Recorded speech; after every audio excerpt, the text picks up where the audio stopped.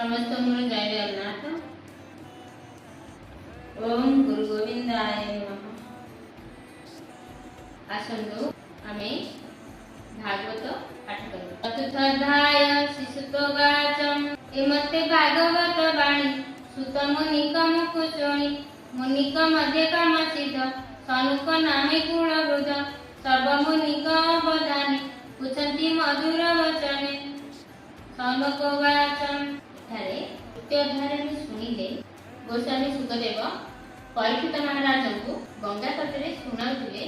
सेई कथा को सुत मुनि के ना व्यासदेवंकर शिष्य ने शूद्र जातिर एते शिष्य को व्यासदेव प्रचार निमंते भागवत शिक्षा दे।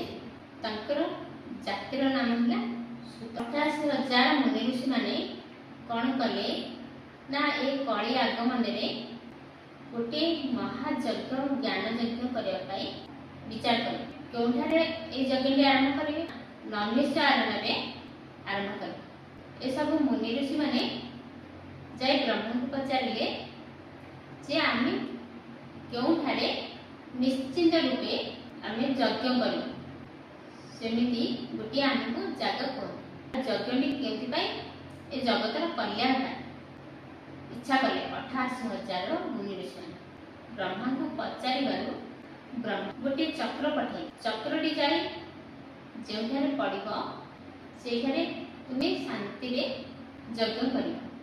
से चक्रटी गोटे निमिष रे अर्थात आम आखिर पलक गोटे थर पड़िले ताको निमिष कहै।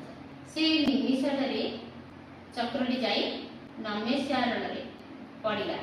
उत्तर प्रदेश रा गोटे जगह पड़िला।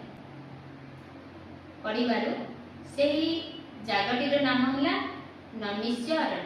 सेठारे 88,000 मुनि ऋषि माने सुत मुनि को बसाई पचारिले जे ए कली आगम रे ए जीवर कल्याण हेबो किपर।